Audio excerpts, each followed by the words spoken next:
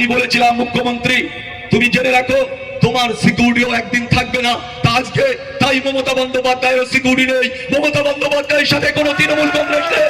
মমতা বন্দ্যোপাধ্যায়ের সাথে আছে কারা? যে কটা তোলাবাজ সেই কটা মমতা বন্দ্যোপাধ্যায়ের সাথে আছে।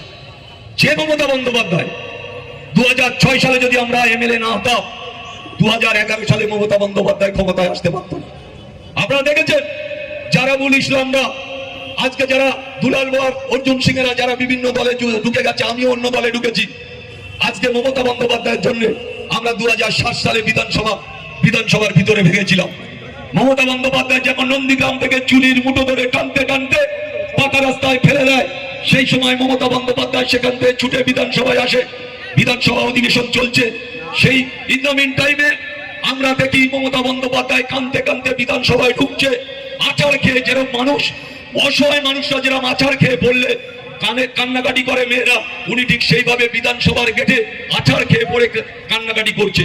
আমরা ছুটে বিধানসভা থেকে বেরিয়ে এসে দেখলাম, বললো দেখো আমার শাড়ি ছিঁড়ে দিয়েছে, আমার চুল ছিঁড়ে দিয়েছে, চুলের মুঠো ধরে টানতে টানতে আমাকে পাকা রাস্তায় ফেলে দেওয়া হয়েছে। সেদিন আমরা ওনার কান্নাকে আমাদের কাছে একটা খুব খারাপ সম্মান লেগেছিল, তাই বিধানসভায় সেদিন আমরা ভাঙচুর করেছিলাম। 30 জন বিধায়ক আমরা গোটা বিধানসভা আমরা অবরুদ্ধ করে দিয়েছিলাম। তার জন্য এই মমতা বন্দ্যোপাধ্যায় এই মানুষের কথা মনে রাখে না। আজকে সাধারণ মানুষের কথা ভাবিনি। আজকে হাজার হাজার কোটি টাকা দুর্নীতি, হাজার হাজার কোটি টাকা। আজকে শুধু চাল চোর, চাকরি চোর, কয়লা চোর, শিক্ষা চোর, গরু চোর নয়, গোটা বাংলাটা আজকে এক শ্রেণীর মানুষের হাতে তুলে দিয়েছিল এই মমতা বন্দ্যোপাধ্যায় সরকার। তাই আজকে বুঝতে হবে আমাদের লড়াই কিন্তু দুটো। আমরা বিজেপির সাথে যেমন লড়াই করব, সেই সাথে সাথে এই তৃণমূলের হারমাতদের বিরুদ্ধে আমাদের লড়াই হবে। এই লড়াই জিতবে কে? আইএসএফ ছাড়া আবার কে? এটা মাথায় রাখতে হবে।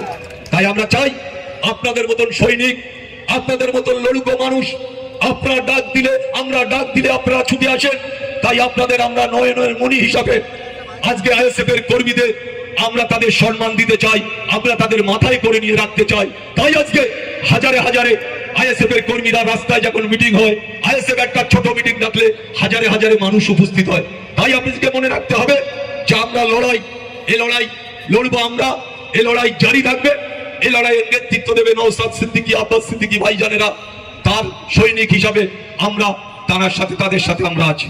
তাই আজকে মনে রাখতে হবে এই লড়াই, আজকে আমাদের পিয়ারুল ভাই হারোয় যেভাবে লড়াই করছে, আরো লড়াই করতে হবে, আরো মানুষের কাছে পৌঁছতে হবে। আমার পাশে বিনাখা বিধানসভার যিনি আছেন, উনিও অত্যন্ত লড়াই দিয়েছে। আমি দেখছিলাম নওশাদ ভাই একদিন গিয়েছিল মালঞ্চে, হাজারে হাজারে মানুষ, সেখানে মানুষ পায়ে পা মিলিয়েছিল। আজকে ওনার বর্ডারে আমার একটা অঞ্চল আছে বাসন্তী বিধানসভায়, একটা ক্যানিং পশ্চিম বিধানসভায়, দুটো অঞ্চল পঞ্চায়েত সমিতির ক্ষেত্রে আমরা লড়াই করি। তাই আজকে আপনাদের বুঝতে হবে যে শুধু হাড়োয়া নয়, আমরা বিধানসভা পশ্চিম বাংলায় প্রতিটা ব্লকে ব্লকে আমাদের তৈরি হতে হবে, আমাদের লড়াই করতে হবে। যারা হারমান, যারা দুর্নীতিগ্রস্ত, যারা স্বজন পোষণকারী, যারা অত্যাচারিত জুলুমকারী, যারা এই তৃণমূলের হারমাতদের চিহ্নিত করতে হবে। নতুন করে বিজেপিরা এসেছে, তারা তাদের লড়াই লড়তে হবে। আজকে তাই আপনাদের কাছে বলি যে আজকে যেখানে যেখানে আজকে এই আইএসএফ এর নেতৃত্বরা লড়াই করছে, সেখানে শুধু মায়েরা বোনেরাও বেরিয়ে আসছে। সেখানে হাজার হাজার মায়েরা, হাজার হাজার বোনেরা, তারাও রাস্তায় নেমে লড়াই করছে। তাই আজকে মনে করতে হবে, আপনাদের মনে রাখতে হবে, আপনাদের সাথে আমরা আইএসএফ এর সমস্ত নেতৃত্ব যেখানে বলবেন, যেখানে ডাকবেন, আমরা হাজির হব। কিন্তু একটা কথা মনে রাখতে হবে, আপনাদের একটা কথা, যে আমরা যেভাবে লড়াই করি, যেভাবে মানুষ আমাদের সাথ দেয়, যেভাবে মানুষ আজকে হাজারে হাজারে মানুষ বেরিয়ে আসে, প্রতিটা জায়গায় আমাদের সেই লড়াই আমাদের জারি রাখতে হবে। আমি তাই বলছিলাম কালকে, কয়েকটা মানুষ, বিজেপির মানুষেরা, বিজেপির কর্মীরা আমার ওখানে একটা অঞ্চলে আমাদের ছেলেদের আক্রমণ করেছে। আমরা পৌঁছানোর আগে, আমি অন্তত ভাঙড় থেকে পৌঁছানোর আগে সেখানে শয় শয় মেয়েরা পুরো রাস্তা অবরুদ্ধ করে দিয়েছে। খবর শুনেছে জারাবুল ইসলাম আসছে, কাতারে কাতারে মায়েরা লাইন দিয়ে মিছিল করে সেই জায়গায় পৌঁছে গিয়েছে।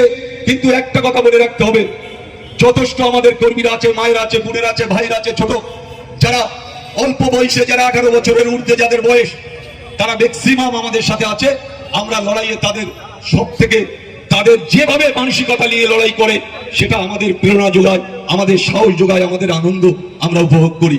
তাই আজকে এই অটো স্ট্যান্ড, হাড়োয়া অটো স্ট্যান্ডে এখানে বিভিন্ন শ্রমিক, বিভিন্ন কর্মচারী, বিভিন্ন অটো ইউনিয়নের ছেলেরা, আজকে তাদের একটাই কথা তাদের বলতে হয় যে তারা অন্যায়ের বিরুদ্ধে লড়াই করছে। তাই আপনাদের এসআই নিয়ে বক্তব্য রেখেছে আমার এক ভাই। একটা কথা আপনাদের জেনে রাখতে হবে, আমাদের দল আইএসএফ এসআই নিয়ে ভাবছে, কোন দল ভাবছে না। যখন বিজেপি এর আগে অনেক কথা বলেছিল, তৃণমূলরা মমতা বন্দ্যোপাধ্যায় রাস্তায় নেমে প্রতিবাদ করেছিল, আজকে মমতা বন্দ্যোপাধ্যায়ের লোক চাইছে না, তাই মমতা বন্দ্যোপাধ্যায় প্রতিবাদ করছে না, কিন্তু রাস্তায় প্রতিবাদ করছে এই আইএসএফ এর নেতৃত্ব মমতা বন্দ্যোপাধ্যায়ের বিরুদ্ধে, বিজেপির বিরুদ্ধে। আব্বাস ভাই, নওশাদ ভাইরা এই রাস্তায় নেমেছে। তাই মনে করতে হবে যে আমরা সব সময় আমরা রাস্তায় আছি, আমরা প্রতিবাদ করতে জানি, প্রতিবাদ আমরা প্রতিরোধ করতে জানি। আমরা, আপনারা আমাদের পাশে আছেন, আপনারা আগামী দিন থাকবেন।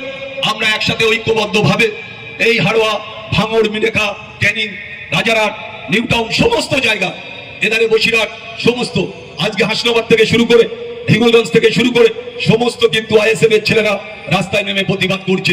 তাই আগামী দিন আমি মনে করি যে এই প্রতিবাদ আমাদের সাথেই থাকবে, প্রতিবাদ প্রতিরোধ গড়ে উঠবে।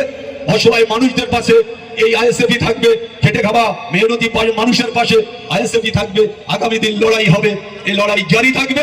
তাই আপনাদের মনে রাখতে হবে যে নওশাদ ভাই, আব্বাস ভাইদের নির্দেশ আদেশ মাথায় নিয়ে আগামী দিন আমরা সবাই লড়াই করব। এই বাংলার পরিবর্তন, এই অসহায় মানুষদের পাশে দাঁড়িয়ে, এই 27 লক্ষ ভোটারদের পাশে দাঁড়িয়ে লড়াই করবে আইএসএফ, অন্য কোন দল লড়াই করবে না।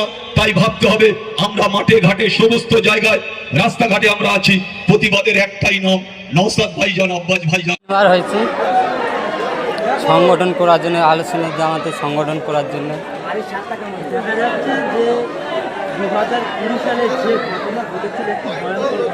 বিশাল ভয়ঙ্কর, মারাত্মক, বলার মতন পরিস্থিতি নেই। ঘর ভাঙচুর থেকে, গাড়ি ঘোড়া ভাঙচুর থেকে 6 গাড়ি ভাঙচুর করেছে শওকত মোল্লার নেতৃত্ব। সংগঠন চালাই বলে আমাদের একটা ভাইয়ের মেরেছিল, ভাইজান দেখতে এসেছিল, তার জন্য ভাইজানও আক্রমণ করেছিল তৃণমূলের হাতমাতরা। 2020 সালে আমি সংগঠন চালাই, ভাইজান সংগঠন 16 সাল থেকে করেছে, তার সাথে জড়িত জন্য আমাদের চাষবাস মেরেছিল। টানা দেখতে আসার জন্য আক্রমণ করেছিল তৃণমূলের হাতমাতরা। এই গ্রামের কিছু ছেলে ছিল, ক্যানিং পুরোতে শওকত মোল্লার নেতৃত্বে বাইরের থেকে লোকজন এসে হামলা করেছিল আজ থেকে 6 বছর আগে। আজকে টানা রুট থেকে আমরা আজ খুব খুশি, আর সেই মাঠে আনতে পারছি, তার জন্য খুব খুশি। আমাদের মনে আজকে ঈদ হচ্ছে, এই বলে